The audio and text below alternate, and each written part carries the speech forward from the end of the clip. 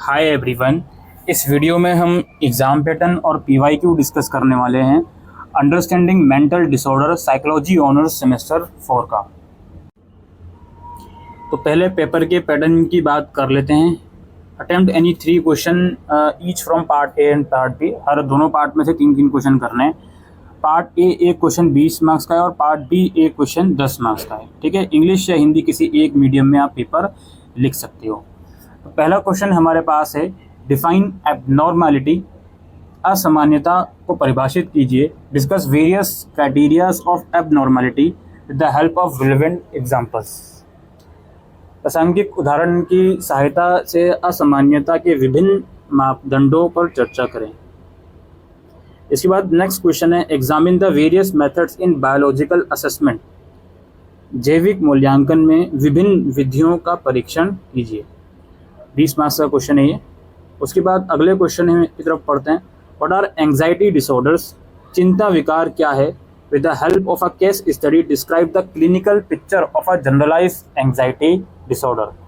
Case study की मदद से सामान्यीकृत चिंता विकार की नैदानिक तस्वीर का वर्णन करें।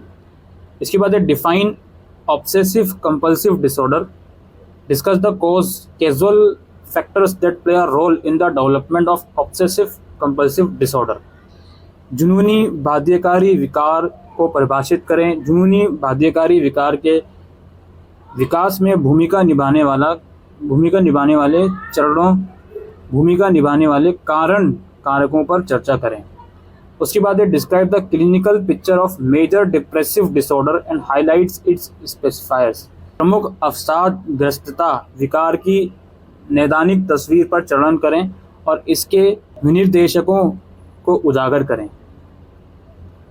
इसके बाद है, discuss the biological casual factors of bipolar disorder. द्विध्रुवी विकार के जैविक कारण कारकों पर चर्चा करें।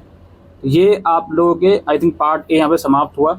इसके बाद पार्ट बी शुरू होता है। अच्छा, ये पार्ट ए में टोटल 6 क्वेश्चन थे जिनमें से कोई 3 आपको करने हैं। अब पार्ट बी का पहला क्वेश्चन यहाँ पर हमारे पास है, write a short note on any 3 of the following.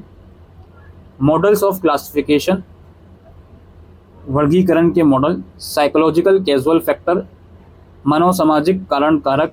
Clinical picture of social anxiety disorder, सामाजिक चिंता विकार का नैदानिकरण तस्वीर। Clinical picture of specified phobia, विशिष्ट फोबिया की नैदानिक तस्वीर। और psychological casual factor of major depressive disorder, प्रमुख अवसादग्रस्तता विकार के मनोवैज्ञानिक कारण कारक। Clinical picture of a bipolar disorder, द्विध्रुवी विकार के नैदानिक तस्वीर। इन 6 में से 3 का आंसर आपको देना है। तो ये 30 मार्क्स का हो गया ये वाला पार्ट बी, और पार्ट ए 60 मार्क्स का हो गया। ऑलराइट, तो यही दोस्तों इस वीडियो के अंदर हम डिस्कस करने आए थे psychology honours semester 4 understanding mental disorder का पीवाईक्यू।